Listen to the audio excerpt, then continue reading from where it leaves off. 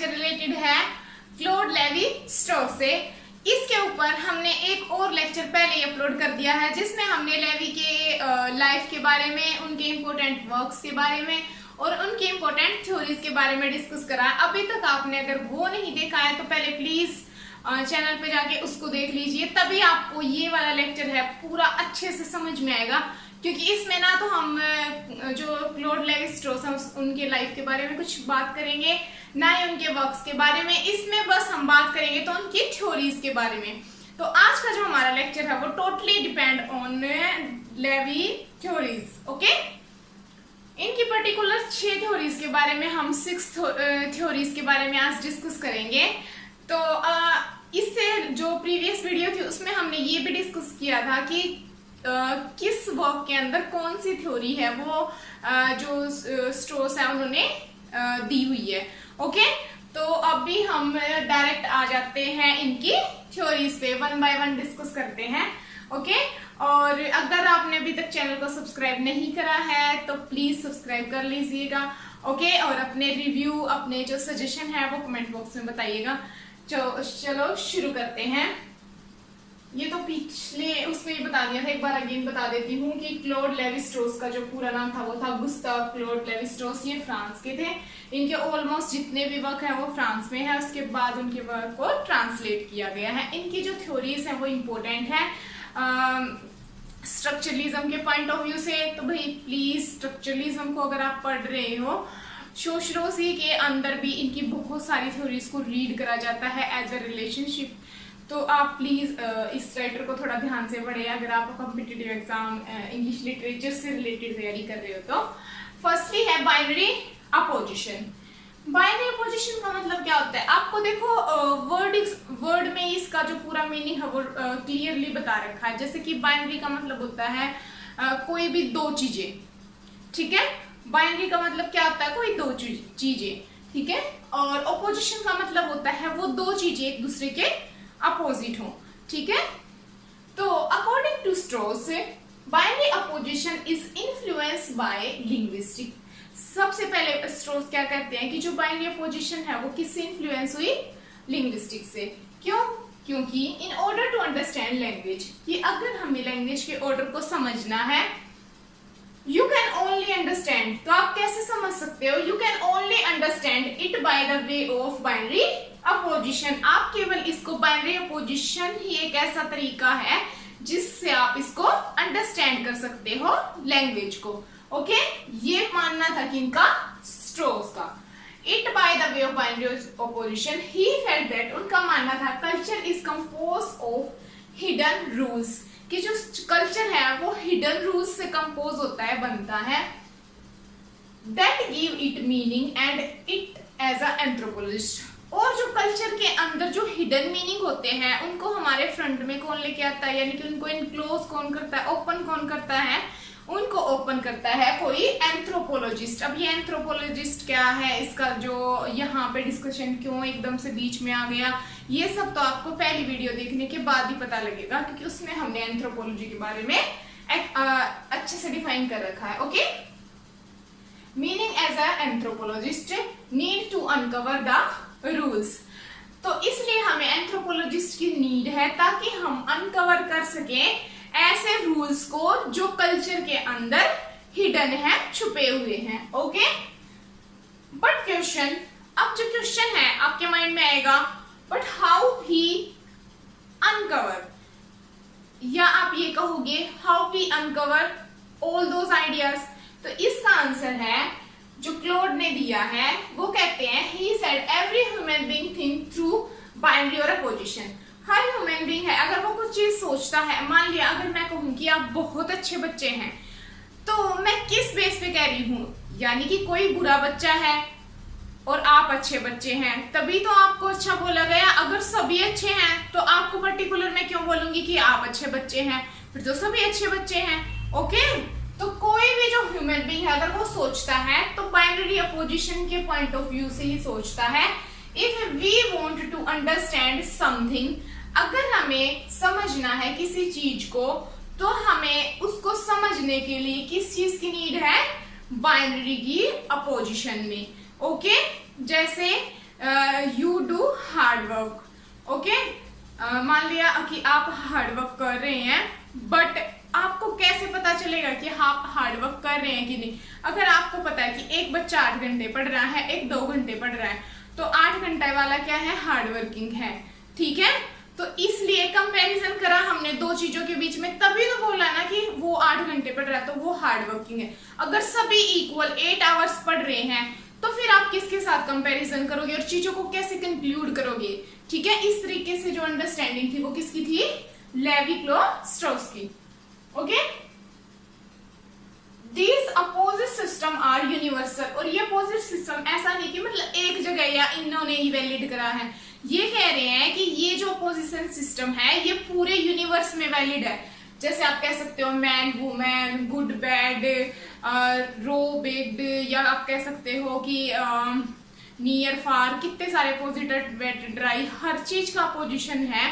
अगर कोई चीज हम अंडरस्टैंड कर पा रहे हैं या हम कह रहे हैं कि ये चीज ऐसी है, तो उसको हम किसी दूसरी सेकंड की चीज के साथ कंपेयर करके बता रहे हैं कि ये ऐसी है तो ये ऐसी है, तभी हम उनको डिफरेंशिएट भी कर पाते हैं और अंडरस्टैंड भी कर पाते हैं।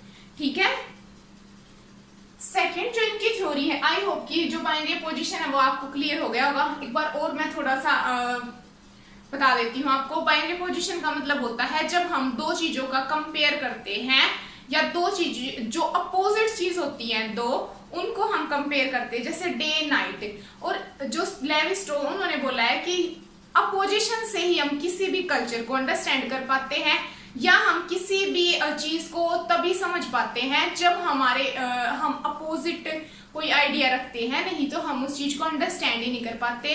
और जो लेवी है वो ये भी कहते हैं कि बाइनरी अपोजिशन जो है वो यूनिवर्सली वैलिड है। अब हम आ जाते हैं सेकंड थ्योरी पे, दैट इज कॉल्ड सोशल ब्राइकोलाइज। अब जो सोशल ब्राइकोलाइज है, इसमें क्या होता है? इसमें सबसे पहले मैं बता देती हूँ कि इसमें जो लेवी उन्होंने डिफाइन करा, how people construct new meaning from the old things. यानी कि जो ओल्ड टेक्स्ट हैं उनको पढ़ते हैं या ओल्ड हिस्ट्रीज को पढ़ते हैं, और कैसे उनके बेस पे है जो बुक्स लिखी जाती हैं हिस्ट्री को देखकर। तो जो स्ट्रॉस है वो क्या कह रहे हैं कि कैसे लोग ये कंस्ट्रक्ट कर पा रहे हैं, कैसे वो अपनी जो थिंक है उसको इतना ज्यादा वास्ट कर पा रहे हैं कि वो पुरानी चीजों को देखकर कोई नई चीज को क्या कर रहे हैं? कंस्ट्रक्ट कर रहे हैं। इन विच पीपल एक्वायर, तो इसके लिए लोगों को जरूरत है object from across social division to create new meaning. यानी कि अब क्या बोला है कि इस चीज के लिए लोगों को एक ऑब्जेक्ट की जरूरत है जिसको देखकर वो क्या कर सके? डिवाइड कर सके चीजों को और क्रिएट कर सके नए मीनिंग को। पर वो कह रहे हैं कि अब अगर आप नया मीनिंग क्रिएट कर रहे हो और वो कुछ नया मीनिंग निकाल रहे हैं, तो इसका एक और रीजन है कि सारे जो कल्चर होते हैं वो कहीं ना कहीं एक दूसरे से इंटरकनेक्ट होते हैं। इसीलिए आप सारे जो कल्चर है उनको रीड करके और कोई नया मीनिंग निकाल पाते हो, क्योंकि आपको पता है कि कहीं ना कहीं चीजें एक दूसरे से इंटरकनेक्टेड हैं। ओके, आई होप ये भी आपको क्लियर हो गया होगा। अब हम आते हैं थर्ड थ्योरी पे, that is very very important, kinship. अब जो किनशिप होती है ये सोशियोलॉजी की भी एक इंपॉर्टेंट थ्योरी है। तो इसके अंदर होता है कि किनशिप है, इस थ्योरी में ये एक्सप्लेन करता है कि how we organize our relationship, कैसे हम अपने रिलेशनशिप को मेंटेन रखते हैं, कैसे जो हमारे जो रिलेशन होते हैं वो एक दूसरे से हम जुड़े रहते हैं, तो कैसे होता है। तो सबसे पहले तो इन्होंने बोला है कि जो वुमेन है वो एक ऐसा कड़ी होती है जो हर रिलेशन को जोड़ के रखती है। ओके, सेकेंडली ये कहते हैं कि जो रिलेशन होते हैं ना वो 3 तरीके से बनते हैं। एक तो होते हैं ब्लड के रिलेशन, ठीक है, जैसे मम्मी पापा भाई बहन हो गए। एक तो होते हैं ब्लड के रिलेशन। सेकंड होते हैं अडप्टेशन, जो हम अडप्ट कर लेते हैं। आजकल आपने देखा होगा कि कितने सारे बच्चों को अडप्ट कर लिया जा रहा है जो मतलब जिनके पेरेंट्स नहीं है। थर्ड है मैरिज। अब मान लिया कि गर्ल है मतलब कोई लड़की है, उसकी किसी के साथ शादी हो जाती है, तो फिर वो उनके साथ ही रहते हैं। और वो कैसे मतलब कि ब्लड के रिलेशन बनते हैं मैरिज से। ओके, समझ पा रहे हो मैं क्या कहना चाह रही हूँ? अगर नहीं समझ पा रही तो बता दीजिएगा। ओके, बाकी मैंने अपनी तरफ से कोशिश करी कि मैं आपको अच्छे से क्लियर कर पाऊं। चलो थोड़ा और अच्छे से क्लियर करते हैं इस चीज को। जो रिलेशन होते हैं स्ट्रोस ने बोला है वो 3 तरीके के होते हैं। पहला होता है ब्लड, दूसरा होता है एडेप्टेशन और तीसरा होता है मैरिज। ये मैरिज वाला है। इसमें क्या होता है कि जब कोई जो गर्ल है वो किसी बॉय के साथ मैरिज करके चली जाती है तो उनका जो रिश्ता है वो बिल्कुल ब्लड के जैसा ही हो जाता है, क्योंकि उनके जो नेक्स्ट जनरेशन पैदा होती है वो क्या होती है, उसी ब्लड की मानी जाती है। हस्बैंड वाइफ ब्रदर सिस्टर आप कह सकते हो। He says this is universal concept in all human nature. अब ये क्या कह रहा है कि ये यूनिवर्सल कंसेप्ट और ये हर ह्यूमन कल्चर में सेम मिलेगा, चाहे आप अमेरिका में चले जाओ, चाहे आप लंदन में चले जाओ, चाहे आप इंडिया में आ जाओ, साउथ अमेरिका में चले जाओ, कहीं पर भी चले जाओ, सभी कल्चर में जो रिलेशन है वो सेम मिलेगा आपको। Okay, everybody related to one another through kinship. हर कोई रिलेटेड है एक दूसरे से किनशिप के द्वारा। अब ये किनशिप है, मैं बार बार एक्सप्लेन नहीं करूंगी, मैंने फर्स्ट ही लाइन में बता दिया था आपको। ओके, तो हर कोई है जो इस पूरे वर्ल्ड में, इस पूरी दुनिया में अगर वो एक दूसरे से रिलेटेड है तो वो किसके थ्रू, किनशिप के थ्रू ही वो एक दूसरे से रिलेटेड है। या तो वो ब्लड का रिश्ता होगा, या वो अडॉप्टेशन होगी, या वो फिर मैरिज से एक दूसरे से जुड़े होंगे। अब इसमें जो है कि डाइवर्स, अब ये कह रहे हैं कि इसके अंदर इन्होंने एक और चीज बताई थी। इसके अंदर इन्होंने बोला था कि जो इंसेक्ट है, INCEST, इंसेक्ट टैबो, यानी कि इंसेक्ट टैबो, यानी कि इंसेक्ट टैबो का मतलब होता है, इंसेक्ट का मतलब होता है जब हम अपने जो शादी कर लें अपने ब्लड वाले के साथ, या अपने ब्रदर या अपने जो कजन वगैरह उनके साथ जब मैरिज कर लेते हैं उनको इंसेक्ट रिलेशन बोला जाता है, यानी कि वो इलीगल होते हैं, या हम कह सकते हैं कि वो सोसाइटी में एक्सेप्टेबल नहीं होते। तो जो स्ट्रोस है उन्होंने बोला है कि ये जो इंसेक्ट है उनको टैबू करने के लिए, बंद करने के लिए ये जरूरी है कि हम किनशिप को अपनाएं, ताकि हम रिश्तों को अच्छे से समझ सके और जो इंसेक्ट है उससे बच सके। तो मतलब वो बंद कर देने चाहिए सोसाइटी में, ताकि वो और नुकसान ना करें। ओके, और उनसे अगर हमें दूर हटना है तो हमें मैरिज को अपनाना होगा। ओके, अब इसके अंदर ही थोड़ा सा मिथ का और बता देती हूँ मैं कि इनका एक कंसेप्ट मिथ का भी था। तो इनकी जो थिंकिंग थी वो मिथ के ऊपर क्या थी। Diverse culture have basic common needs. अब जो अलग अलग कल्चर होते हैं उनकी जो नीड्स होती हैं वो कॉमन होती हैं। Okay, such as need for progress. अगर सभी कल्चर में देखा जाए तो सब क्या है, प्रोग्रेस करना चाहते हैं, ताकि हमारी अभी है जो हम एक अच्छी जॉब लगे, फिर उसके बाद सब चाहते हैं हमारा अच्छा घर हो, गाड़ी हो, फिर हमारी शादी हो जाए, हमारे बच्चे वेल सेटल हों। ठीक है, तो सभी की ये जो मेन थिंकिंग है वो क्या है, प्रोग्रेस है। Means basic structure follow by all culture, कि एक बेसिक सा स्ट्रक्चर है जो मैंने अभी बताया, ये सभी कल्चर क्या करते हैं, फॉलो करते हैं। ओके, हिंदू को ले लो, क्रिश्चियन को ले लो, ग्रीक को ले लो, सभी जो है कहीं ना कहीं आपको मिलेगा कि कोई हर एक पैटर्न है कहीं ना कहीं वो फॉलो किया जा रहा है। ठीक है, every culture have different myth. अब देखो मिथ जो होते हैं हर कल्चर के वो अलग अलग होते हैं, बट मिथ का जो स्ट्रक्चर होता है अकॉर्डिंग टू स्ट्रो वो कहीं ना कहीं सेम होता है। ओके, जैसे कि आप कह सकते हो हम सूर्य देवता की पूजा करते हैं, तो ग्रीक में भी सन की पूजा करी जाती है, मून की भी पूजा करी जाती है। हाँ, ये कह सकते हैं कि उनके मेथड थोड़े अलग हो सकते हैं, या वो उन गॉड को अलग नेम देते हैं, हम उनको अलग नाम दे रहे हैं। हम सरस्वती माँ को विद्या की देवी कह रहे, तो हो सकता है उनके लिए विद्या की देवी किसी और नाम से वो उसको बुला रहे हो। बट अगर देखा जाए तो नेचर में जो भी चीजें हैं, थंडर हो गया, सन, मून, उनकी जो पूजा हो रही है वो हर कल्चर में कहीं ना कहीं सेम मिलेगी आपको। तो हर मिथ जो है वो एक दूसरे से इंटरकनेक्ट मिलेंगे, जुड़े हुए मिलेंगे। तो यही कौन कह रहे हैं, हमारे लेवी जी कह रहे हैं। Okay, culture is same. Culture क्या होते हैं, सेम होते हैं। अब इन्होंने बोला कि जो ट्रोजन वॉर था और महाभारत है उनका कंपैरिजन इन्होंने करा है। उन्होंने बोला है कि जो ट्रोजन वॉर और महाभारत है उसमें जो ट्रोजन वॉर में जो एक्लीज था और महाभारत में जो कर्ण का करेक्टर था, कर्ण का, वो बिल्कुल सेम है। ओके, वो कहते हैं he says myth and kinship are common in all culture. Okay, I hope यहां तक आपको सब क्लियर हो गया होगा। Move to the next theory that is called culinary triangle. अब ये क्या होती है, Strauss give 3 phase of food at the point of triangle. जो स्ट्रोस है उन्होंने ना ये ट्रायंगल की थ्योरी दी। पहले तो मुझे इसको समझने में थोड़ा ज्यादा टाइम लगा क्योंकि मैं ये नहीं समझ पा रही थी।